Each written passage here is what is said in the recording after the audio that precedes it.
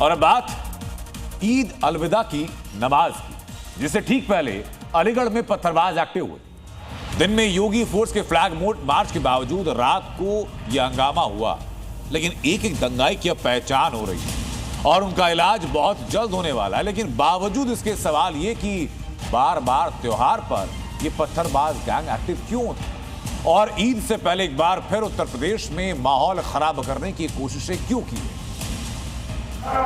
UP में ईद से पहले जुमे की नमाज हर बार की तरह इस बार भी योगी फोर्स के लिए अग्नि परीक्षा बनकर सामने आई, लेकिन इस बार तैयारी भी वैसी ही थी। शहर शहर, गली गली योगी फोर्स का फ्लैग मार्च, जिसके जरिए सीधा संदेश था कानून तोड़ोगे तो बचोगे नहीं। लेकिन कट्टरपंथी कहां मानने वाले थे। इस बार भी पत्थरबाज गैंग सड़कों पर नजर आया।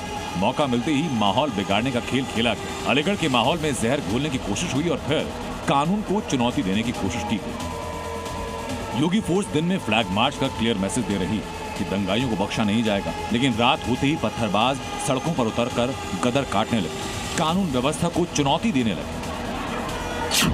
ये तस्वीरें यूपी के अकराबाद की, जहां मामूली कहासुनी हिंसक हंगामे में तब्दील हो गई। सड़क पर दंगाई, खुलेआम पत्थरबाजी, टारगेट कर एक एक पत्थर फेंका जा रहा।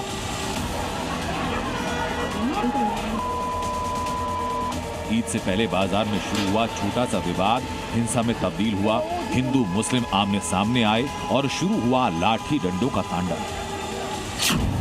सड़कों पर अफरा तफरी, दुकानों के गिरते शटर और इलाके में डर का माहौल। वीडियो में साफ दिख रहा है कि कैसे एक कार को भीड़ ने रोकने की कोशिश की, लेकिन ड्राइवर किसी तरह जान बचाकर वहां से भागा। सूचना मिली, पुलिस मौके पर पहुंची, पुलिस बल तैनात किया गया, हालात पर काबू पाए। पुलिस ने एक्शन लेते हुए 31 लोगों के खिलाफ मुकदमा दर्ज किया। 11 नामजद आरोपी, 20 अज्ञात के खिलाफ केस दर्ज। आदिल, सुहेल, दानिश, फैजान समेत कई लोग पुलिस के रडार पर, जिनकी तलाश जारी है और गिरफ्तारी की तैयारी। एक व्यक्ति कमल, जिसने कि एक पक्ष की तरफदारी की थी, उसके ऊपर कुछ छींटाकसी बाजार में की गई।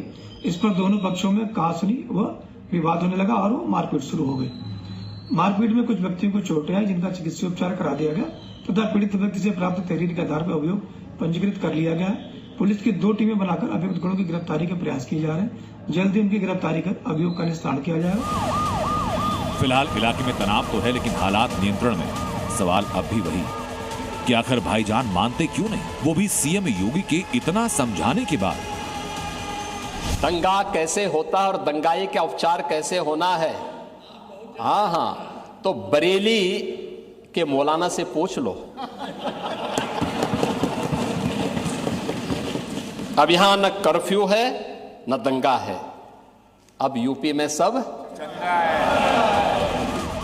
हालांकि ईद को लेकर योगी फोर्स कई दिनों से एक्टिव थी।